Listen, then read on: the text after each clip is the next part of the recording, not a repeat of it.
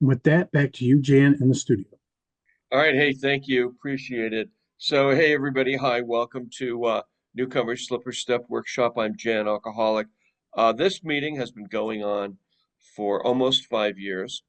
Um, we started during the pandemic during 2020, and we noticed that everyone who was coming, they were either new or coming back to AA. So we started Newcomers Slipper Step Workshop. And in this meeting, we sponsor you, give reading assignments, writing assignments. We take you through all the 12 steps. We hand deliver an AA program right to you. We'll take you through the AA program in about month and a half. Um, so we get right to it. We go from 0 to 90 miles an hour. And then we read five different books. If you can put all the books up, please, Jesse. Um, and then we give you reading assignments, like reading in the various books. We give writing assignments on the steps. We sponsor you, and we take you through the entire AA program. 20,000 people have come to this meeting since we began. 30,000 actually. 1,000 people have come and stayed sober. Um, we have about 200 people that come regularly now. We have 100 new people every single week. Like today, let's see, what do we have in here? Today we have one, two, three, four, five, six new people. Okay, so what else do we do? We're the only meeting like this in the world. Um, that's actually, this is AA 101. It's AA class. It is AA University. That's what's going on here. So right now, what we're going to do, first of all, like we record this meeting audio only for our podcast on YouTube. And then I'm going to ask Jesse, would you put that up again? We put up the books that we read. Um, then we're going to put up our email for you, please. If you need a meeting confirmation for court, school, work, therapy, probation, it's stepworkshop1@gmail.com. Okay, and then we're going to finish clearing the room of Zoom bombers. So we're going to put that part up too for you right now in chat. And I just go around the room and see who all's here. You laughing at? See who else here. Uh, let's see here. So, hey, Ephraim, hi, how are you? Hey, what's your first name and where are you calling from? Hold on. Sorry. I was trying to No, get we'll change the it for you. Okay. What's your first name? Where are you calling from? How long you been sober? yes, I'm Efren. I'm calling from Los Angeles, California, and today is my 8th month. Different 8th month. Okay, LA. Glad you're here. Welcome aboard. Yes, sir. Stuart in Southeast Asia. How are you? Uh, how long have you been sober? What country are you calling from? Calling from the country of Laos. I bounced around Laos, Thailand, Vietnam, but I'm in Laos and I've been sober a year and a half. Year and a half. They have AA meetings, I guess English speaking meetings in Laos. We do not have in-person meetings. I attend meetings every day online. And I get to Bangkok with meetings there. My sponsor's in Bangkok, but no, we don't.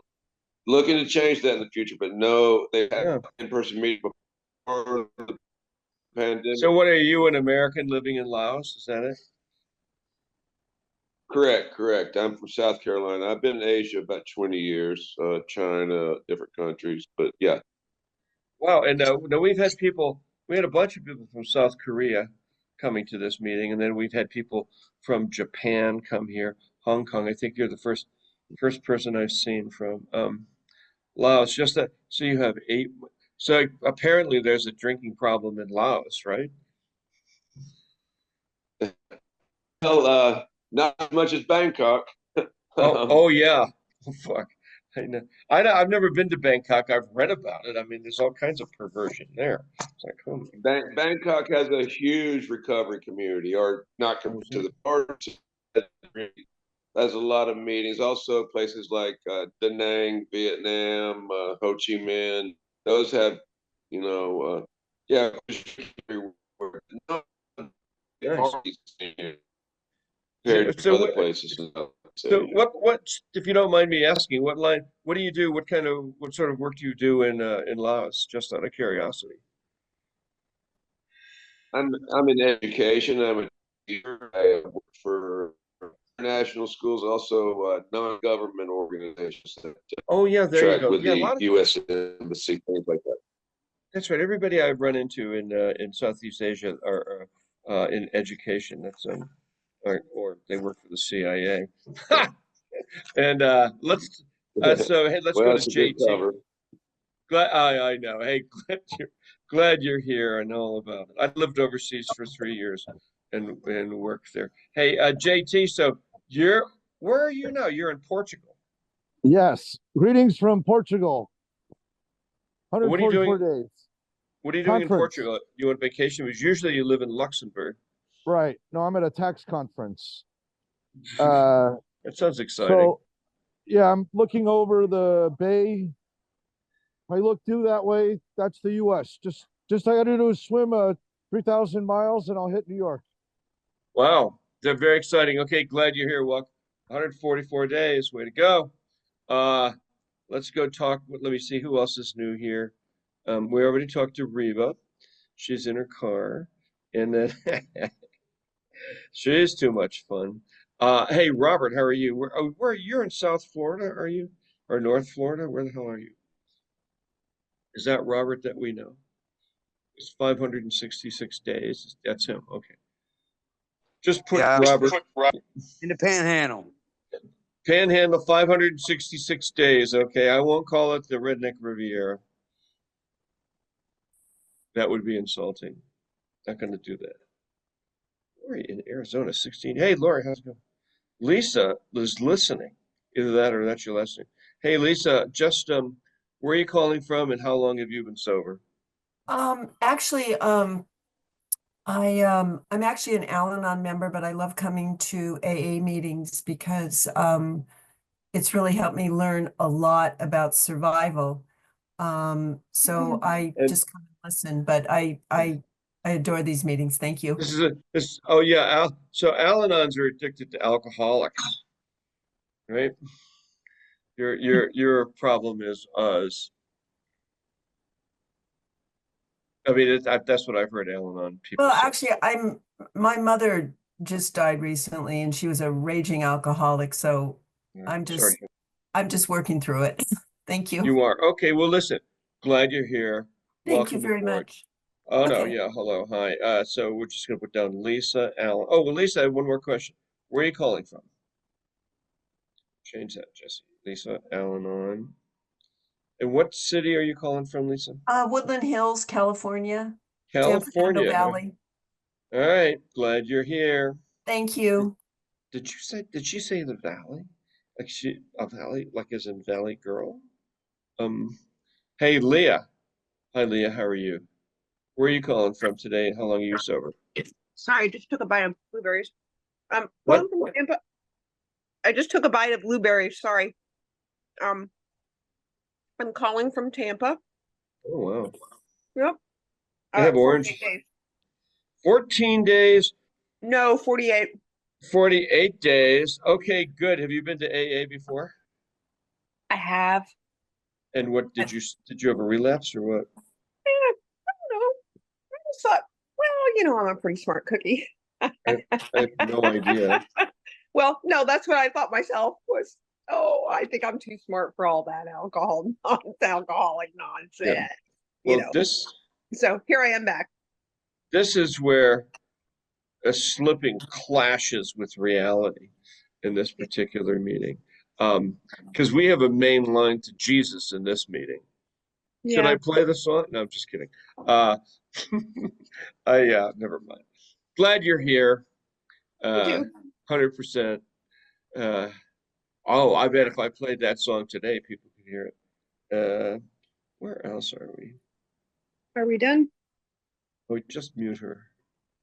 We're more than done. We're done, and done. Today's Dog Thursday. That's why you see Matt has his dog with him. We've dedicated certain days to Thursday's Dog Thursday, where people bring their dogs. Friday, Cat Friday.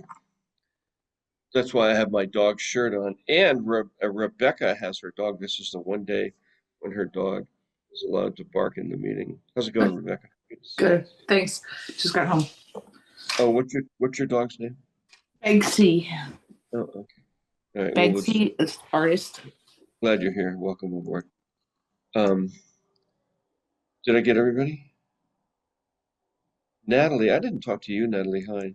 How are you? Is this your first time at the meeting, Natalie? With this particular meeting, yes, but I've been to a couple of other AA meetings. Oh, good. So you're just getting started in AA this month, Yeah. sort of. Definitely a newcomer. Oh, yeah. So we're going to put up in chat for you right now what's called the Newcomers Packet. Okay. And it tells you all about AA. What is AA? Da da da da da. So you can download that. So Thank you. okay, very cool. Glad you're here. Hang in, and we'll get with you in a bit. So today, what I wanted to do was, even though Rebecca is sick and tired of meetings on powerlessness, we are going to talk about that. Yesterday, we talked about major relapses. Can you stay sober once you're off probation? Oh, incidentally, so Albert came on the meeting because I sent him that letter that I wrote. And he's from Florida. He has 2.5 years. And then Kevin wrote to me. Kevin's from Texas. And he wrote back and said that he's doing. Let me see. Let me see if I can find Kevin's letter here.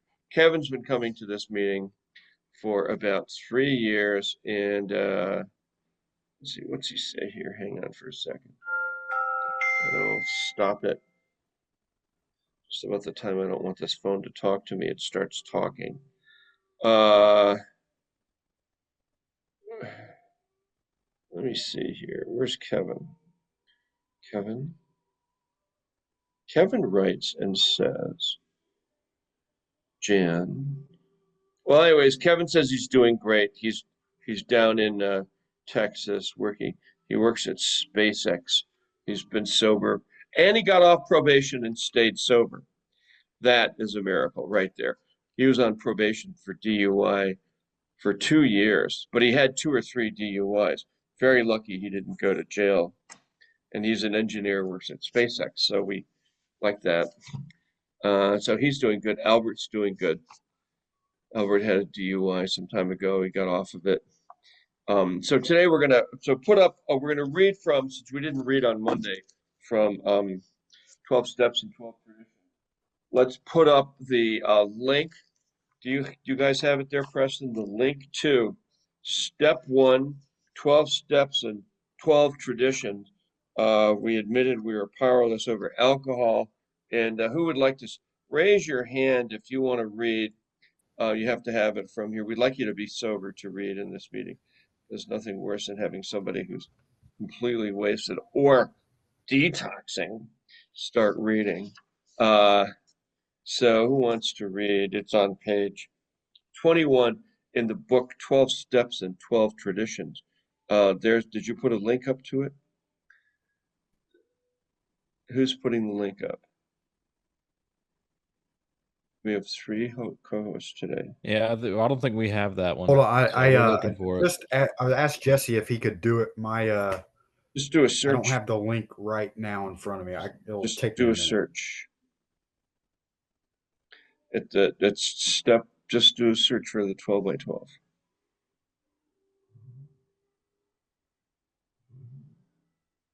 Find it?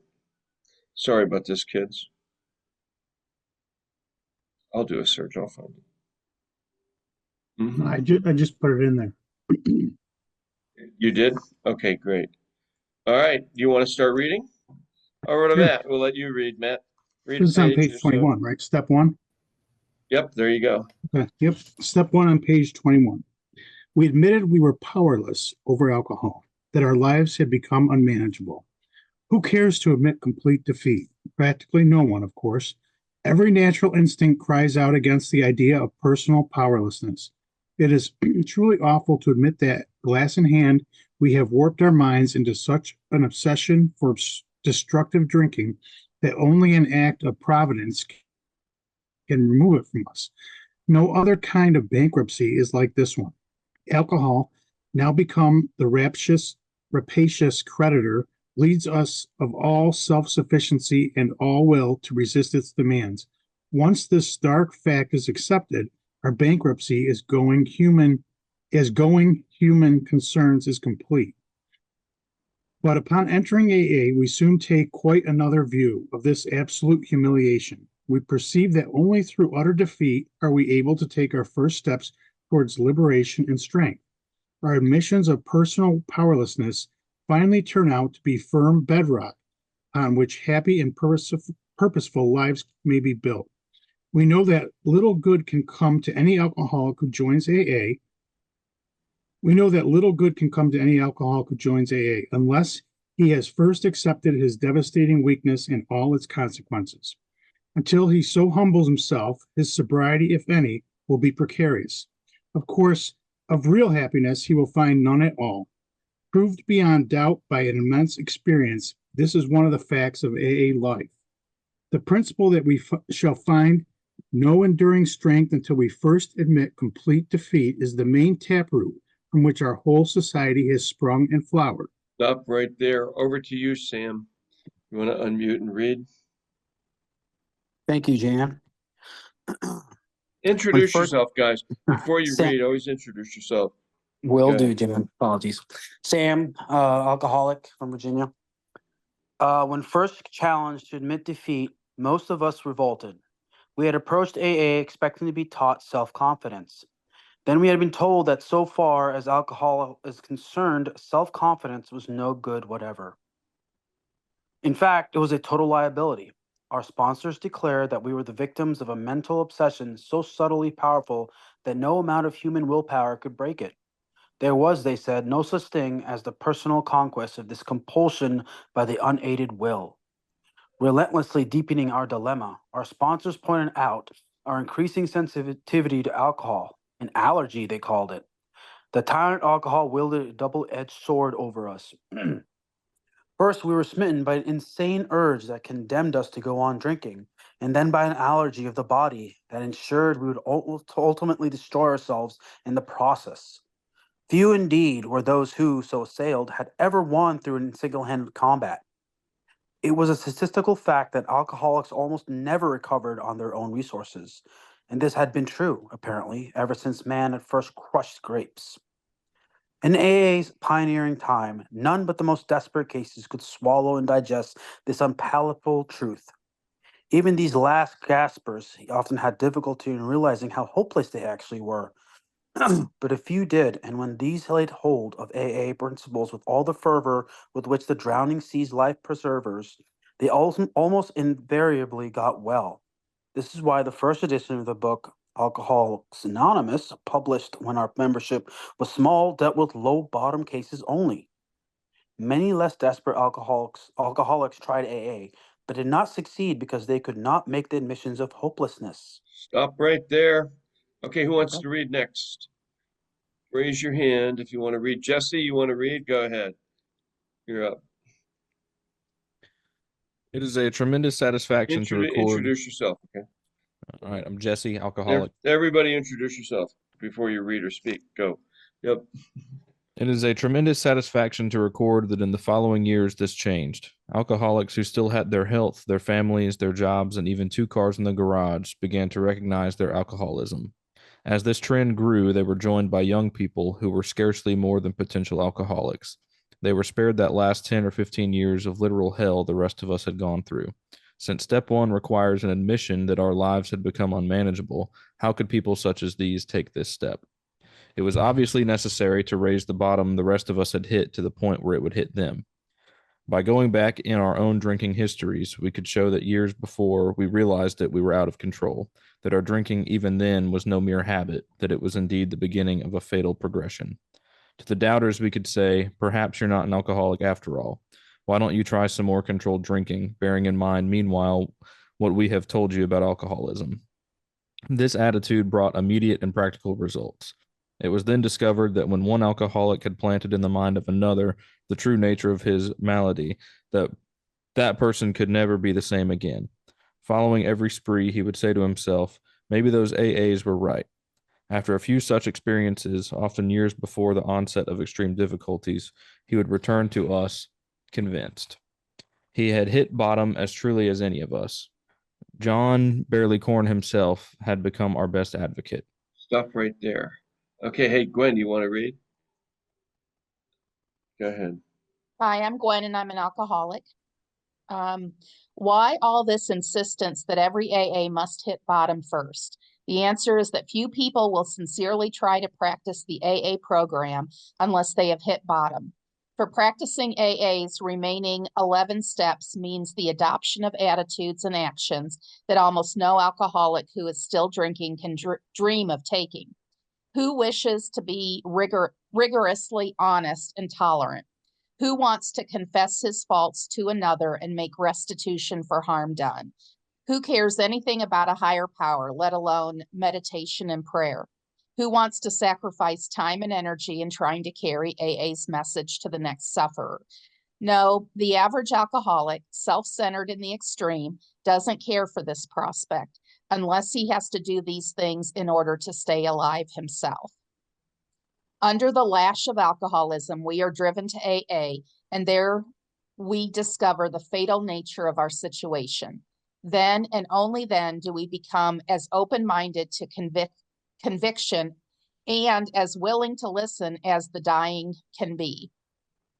We stand ready to do anything which will lift the merciless obsession from us. Isn't this amazing? Thank you for everybody who's reading how they write this and with this seriousness that they write this. Sometimes, people will come to this meeting and they're going to try to dance away from this. But as we talked yesterday about this, there is no dancing on these steps or on this program. People that try to skate or dance their way through this 12-step process end up going back out and drinking, which is why we're talking about powerlessness today.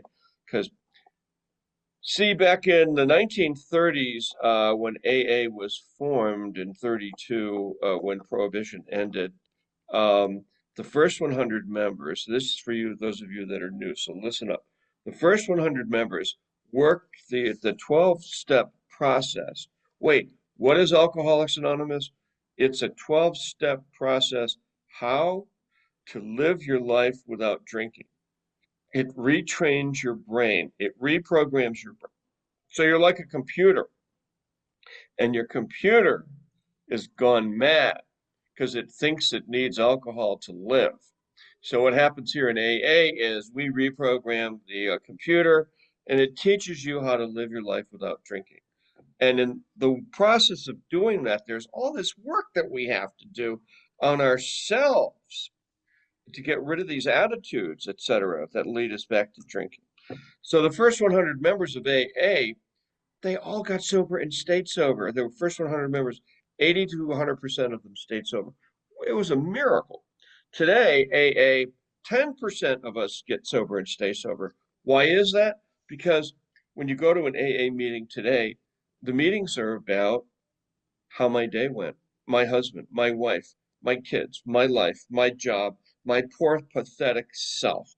And everybody sits in the meeting and they go, oh, we really care about you. Well, then they all drink themselves to death. It doesn't fucking work.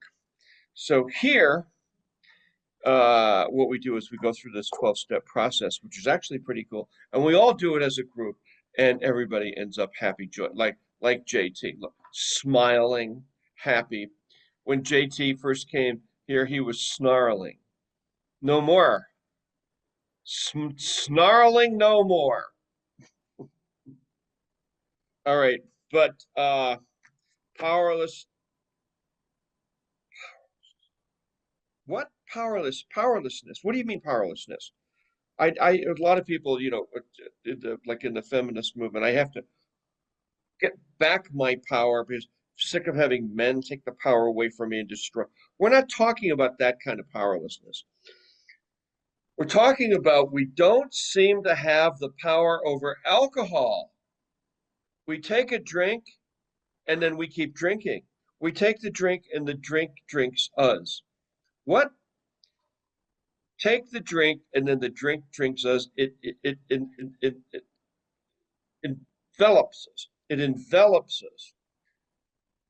We pick up the bottle, we end up inside the bottle, and we wake up in the morning and we look over at it and go, how did I do this? Oh my God, I did this again. I have to get in the shower. I gotta shake this off. Where are the Librium? I need a Valium. Fuck, I have to be at work in an hour.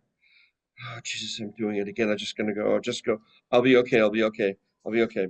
And I get into work at 8, 9, 10 o'clock. All right, I'm good. And 11 o'clock, this hand starts shaking, and I'm like, fuck, I better pop a pill. And then 2 o'clock, the bar in the building opens at 2 o'clock, and I call over there. Said, hey, this is Jann, magazine. Hey, could you send down 2 Black Russians doubles, please? Yeah, just bring them in the side door, or bring them into my office. And they bring in the Black Russians. Hey, thanks. Give the guy a tip. Here's my credit card. And they already know what I want because I do it every day. And then I drink those down. And I open up my desk drawer and I have a 6-pack of beer, 16 ounces, and I drink one of those to wash all that down. And then I have the mouthwash. I go into the bathroom that's out next to my office and use the mouthwash, and I brush my teeth. And I come back in, I'm like, good, I'm doing good. I'm getting drunk, this isn't good. And then I go into the baggie that the girl downstairs sold me, full of White Crosses, Speed, pharmaceutical Speed. I eat those, and I pick up the phone. It's now 2:30, 3 o'clock. I'm out of work in 2 hours, and I make the first call to CBS Records. I go, hey, this is Jann with CBS Records. I thought I'd call you about the new Rolling Stone album. I understand you're having a new release on that. Any chance we can get a full page ad on that one in our magazine? And he goes, well, he said, I have a budget on this, but what's your circulation now? I said, the circulation just went up. We're just breaking all records. It's unbelievable. I mean, what is it? Last time we talked, it was 300,000. I said, oh, hell no. It's triple that. What? Yeah, no, it's 900,000. But it doesn't say that in the Arbitron report. No, it's not out yet, but I'm telling you. Well, we could do it if you have 900,000, so what's a page cost? I said, well, you want full color? He goes, yeah, how about a double? How about the back page and the inside front cover? Is this ringing a bell there, Jeff? So that's going to be like 10,500, and I'll give you a break on it. 10,500 for both. No, each page is 10,500, and then four color process is another 20,000. So it's $35,000. We can't pay that, and I'm now rolling on Speed. And I said, well, what do you want to pay? He says, I'll pay you 25,000. I said, well, can you do 26? I got to get a commission out of this. All right, I'll do 26,000. All right, good, done. And I enter the order, and the boss comes in, and he says, that was pretty good, Jann. He said, what's this? I said, what's what? He said, you have 2 Black Russians, you have a bag of Speed on your desk, and there's a half drunk, 16-ounce Budweiser. I said, so what? And you know what happened next, right? Well, here's your paycheck. Well, my paycheck? What about my commission on this $25,000 deal? We'll give that to you. We'll send back. Well, can I get severance? Get the fuck out of here. We're not giving you any severance. All right, give them some severance. They cut another check. I'm happy. I have my money. And they said, here, take this booze with you. I said, I can't carry that. I have a brief. All right, we'll get rid of it. And they call security, and they come in, building security. Who's had that happen? You get walked out by security? They walk me down to the front of the building, and with my box, and I'm done. And there's another job fired. And I thought, I'm doing a great job. And he says, you were doing a great job. Yeah, you're doing it, but nobody here can stand you. Oh, well, why is that? Because you lie to the customers. What do you mean I lied? You just lied to that fucking guy. You told him we had 900,000 circulation when we don't. I said, so what? Everybody lies. Everybody here drinks. Everybody here takes drugs. We do, but not the way you do. What do you mean? He said, it's every day with you. You know, we have no idea what's going to happen with you. We have no idea how you're going to behave. And I walk down the street, up the alley, and I have a fifth or a half, a pint of gin or something in my briefcase, and I take it out, and I sit in the alley on the way up to the bar, and I start drinking it, and then I pass out, and I have a jacket and tie on. I always wear khaki pants, so in case I got them dirty, and the cops come by, and they poke me and say, "Hey, said, you okay?" I said, "Oh, yes, sorry, I fell asleep." They said, "Well, can you stand up?" I said, "Yeah." I said, "Okay, well, you can't sleep here. Somebody's going to roll you." I said, "All right."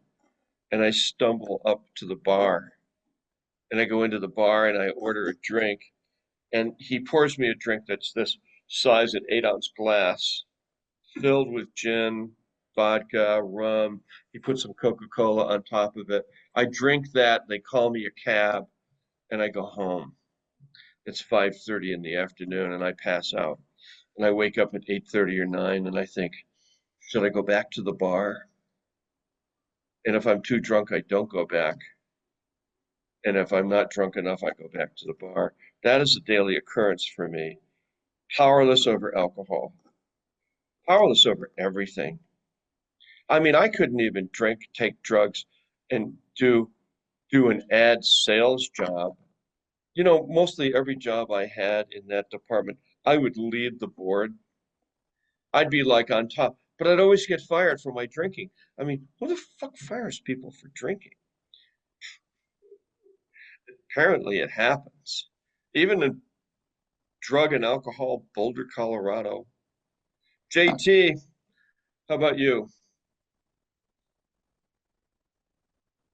I definitely could relate. Um, but I would just show up with a hangover and hold on till the afternoon and then start drinking again, start it over. And I'd always be so proud of myself if I passed out by midnight. I mean, that was like a major achievement. I was like, oh my God, I stayed in my apartment and I passed out. I didn't go out to town and do crazy shit. For me, I was cured if I did that. But then I'd go on these weekend binges. I'd set it down like a day, a night, and a day to recover, where I do a binge with one of my mistresses, get the coke lined up, the drinking lined up, and then all of a sudden I look over and it's 6 a.m. Monday morning, and I got to go to work. You know, yeah, no powerlessness. Or I'd go out with the intention of having one drink and then, black out, and we know that story. I did that a lot, and I would be Yeah, so it's a nightmare, isn't it?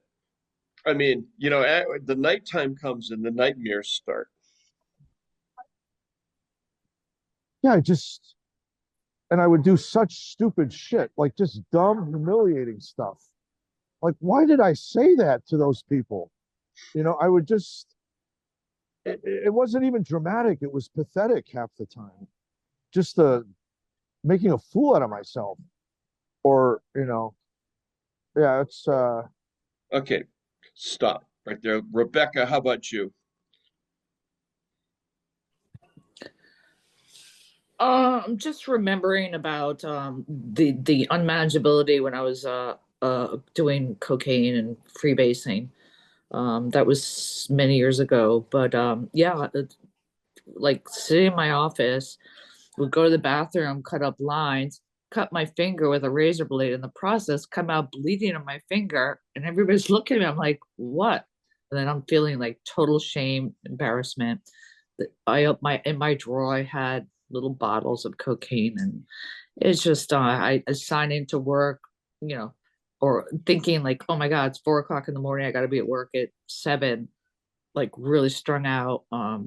So yeah. So then heading into alcohol was a different kind of thing, especially as I got older. I couldn't handle alcohol. I was definitely an alcoholic. I am an alcoholic. It just was done differently. I didn't go out to bars. I would drink at home. and not realizing how much I drank because I'm sitting down, I'm not partying, I'm not talking to people really. And then I get up, I'm like, whoa, and I black out and I fall, and a nightmare. So yeah, I mean, alcohol definitely affected me more physically as well as spiritually. But yeah. Yeah, they take us over. Hey, Reba, how about you? Are you driving? Can you talk? Let's see if she picks up. You been listening to this? I am unmuted. Hi, I'm Reva, grateful member of AA. Well, so yeah, I can pretty much identify with all you guys. I don't know. You guys sound like y'all are connected like Al Capone or something. You know, I don't think that I've ever had it like that. Although a lot of people that I knew back when out there was. And so. Are you trying to say you weren't as bad as the people speaking here? I am not saying that at all. At Okay. all. I'm Right. not any better or any less than anybody.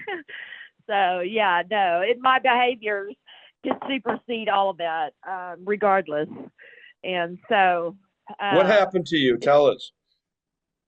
What Huh? happened? What happened to you? Tell us.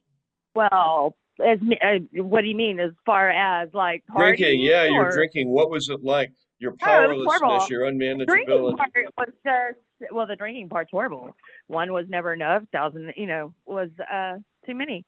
And yeah, so the whole next day being sick or, wanting to stay up till 5 o'clock in the morning or come up, I couldn't stay up because I had to spend at 2. And then, a friend came by and then it was off to the races and it was MIA for 2 days, stuff like that. I mean, just totally irresponsible. And I mean, that's not even the worst part. It's the behaviors that come with it, the character, doing things that I would not normally do, acting out Like in ways what? that I Did you would rob not. the 7-Eleven? I didn't. I don't think I did. No. Okay, I was Not like, that I remember anyway. can't remember. I think I didn't get caught. Yeah. No, I don't I think get I it. did. Okay, I listen, mean, no, I that, get perfect. Come back for 5 days if you think you like this meeting. Cassie, how about you? Can you talk? What happened to you? You're an alcoholic, right? If you can't talk, that's okay too. Last time I checked, I was. Okay, yeah. Yeah, sorry, I'm doing changing time right now, so I'm a little flustered. Okay. But yeah, definitely as far as like just the fact that the fatal progression that it talks about and that, statistically, we don't recover on our own. And that's something that I tried so hard to do before I came into this program. And I just could never succeed. And I was always angry that I couldn't drink like a normal person. And then I found this program and it was the first and only thing that has worked. And just, I can't speak enough for the steps and what it's done for me, and my life. I was going down a bad path. Did your drinking get out of control? Do you identify with what everybody was saying? Yeah, I mean, I was like drinking like at least 2 bottles of wine a night and mixing that with some vodka at times too. It was bad. And the shaking, like you talked about at work, like that Oh, yeah. happened to me at work all the time. I would be shaking and I was just counting down the hours. I would tell myself I wouldn't stop at the liquor store on the way home. I would go even to the extent of leaving my wallet at home and I would just bring like my husband and my joint card.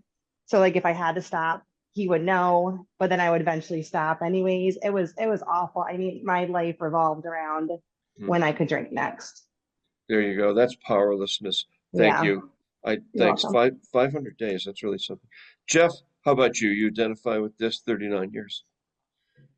Jeff, alcoholic. Yeah, I identify with everything that I've heard, except that because alcohol, when I started out, I was driving when I was like, by the time I was 17, I always had a bottle under the seat. I thought that was normal. I could take a little swig every once in a while. And that just, it went from there. And I'd get drunk every time I could, but I mean, the bottle had to be there. It was like a companion. My last 20 some odd years in New York, even when I was on the high end with sales executive, I had these dodges. For instance, after work, I could drink at lunch stuff. I get a expense account. But after in the evening, when I'd get off, I would go to the liquor store. I get a couple of those Little Brothers, put them in my case. I put one in my suit pocket, the other in my case. I'd go to the Blarney Stone or nothing, but there was a better bar right up there across the street where they begin us. And I go in and I put the case down. And I'd say, you know what? Then he'd tap me a thing. I said, oh, the pause that refreshes. And now the other one, and I'll be right back. So I go to the men's room, put that Little Brother down there, right down my throat, put it in the trash, come back out, and start drinking that beer. And then by the time I left there, I'd be, buy another bottle or something on my way to the next bar. That's the way I drank.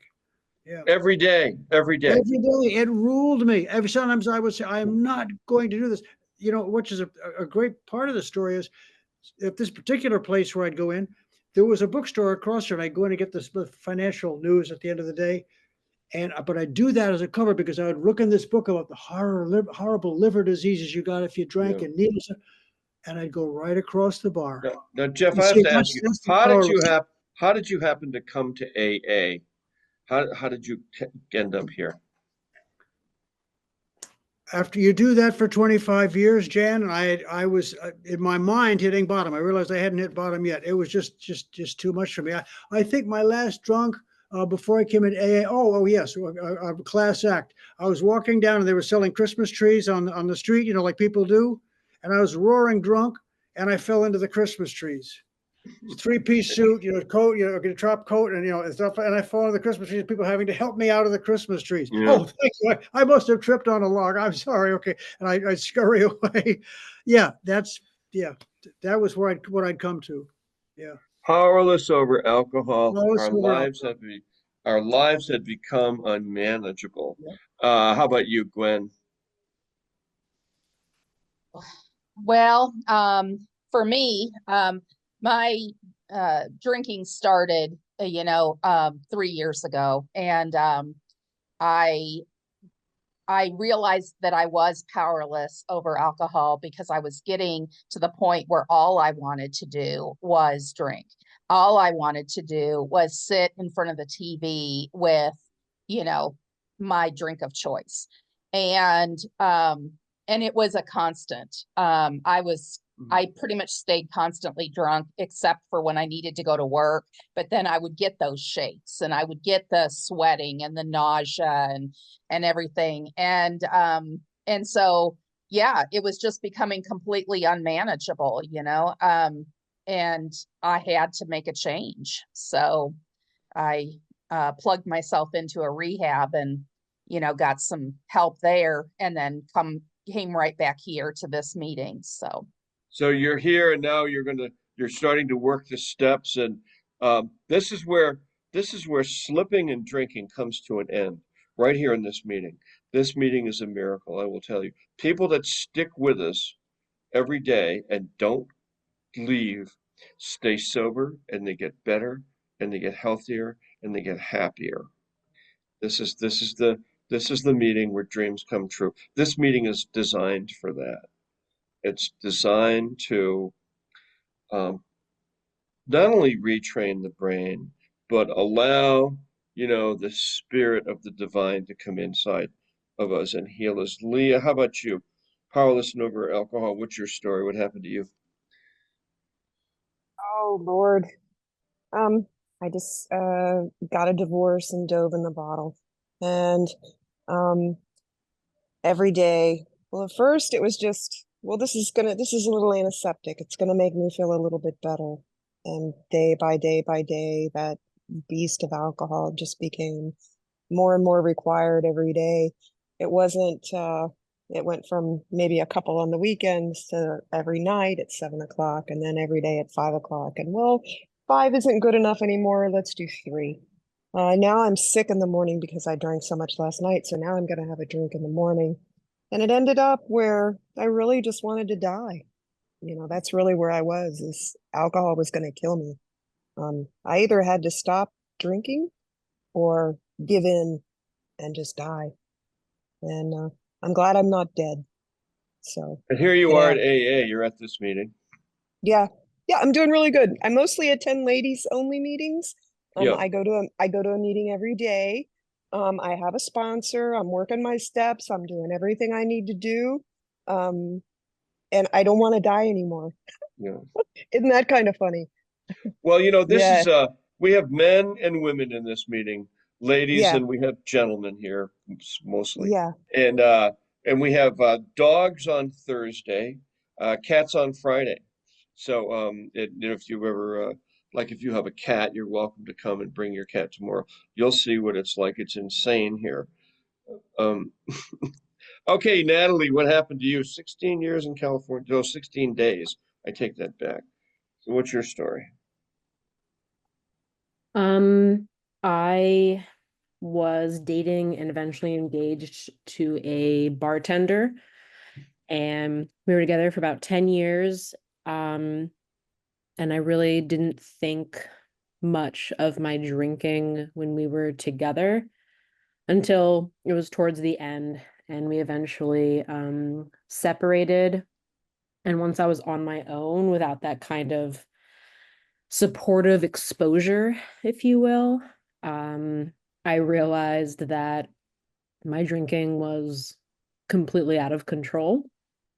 And I really thought I could white knuckle my way through it and do it on my own and make those changes. But as we've been talking today, the aspect of powerlessness is very real for me.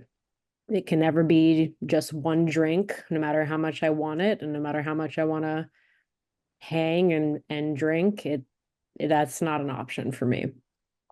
So definitely working my way towards sobriety and realizing I can't do it alone.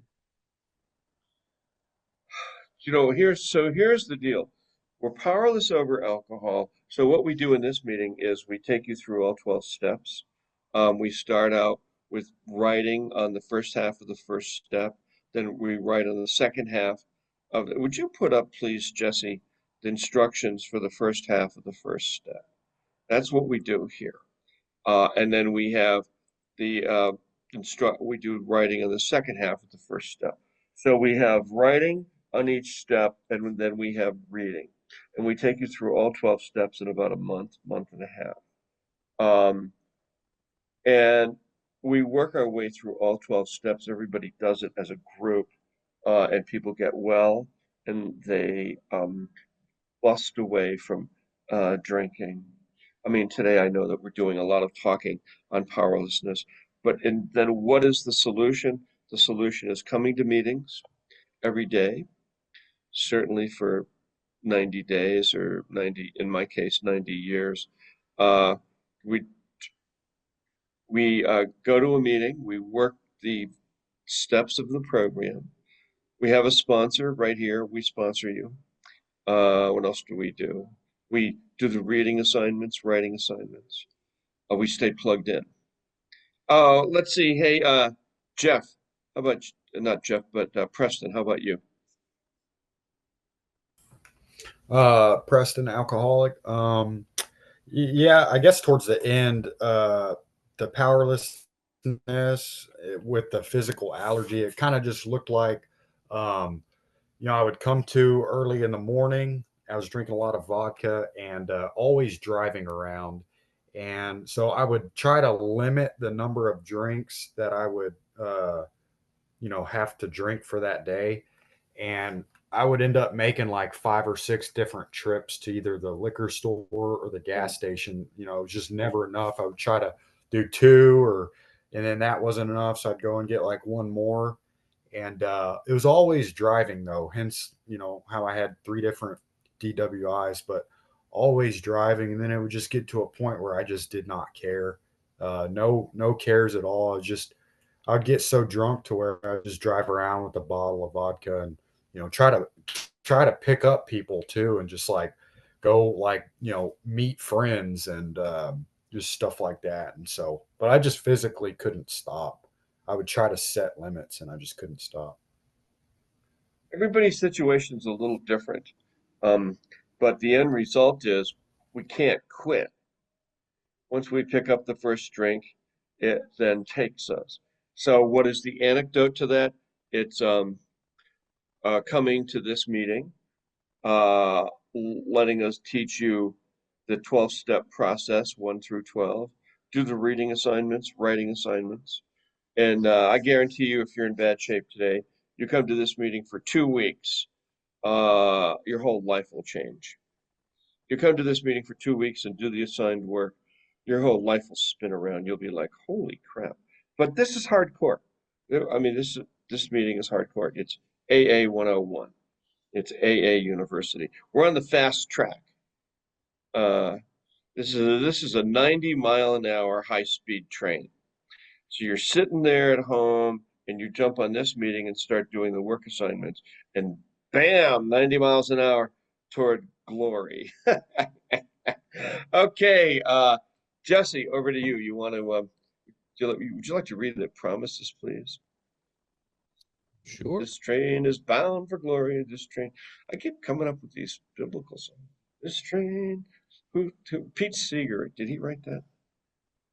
Pete? I don't know. Did let's see. Let me ask our experts. Who wrote "Bound for Glory"? This Oh, train. I think it was Woody Guthrie, but Pete Seeger sang it too. Woody Guthrie. This Okay. train is bound for glory. Yeah. All right. Okay. Let me see if I can. All right. So if we are painstaking about this phase of our development, we will be amazed before we are halfway through. We are going to know a new freedom and a new happiness. We will not regret the past, nor wish to shut the door on it. We will comprehend the word serenity, and we will know peace.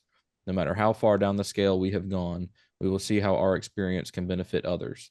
That feeling of uselessness and self-pity will disappear. We will lose interest in selfish things and gain interest in our fellows. Self-seeking will slip away. Our whole attitude and outlook on life will change. Fear of people and economic insecurity will leave us. We will intuitively know how to handle situations which used to baffle us. We will suddenly realize that God is doing for us what we could not do for ourselves. Are these extravagant promises? We think not. They are being fulfilled among us, sometimes quickly, sometimes slowly, but they will always materialize if we work for them.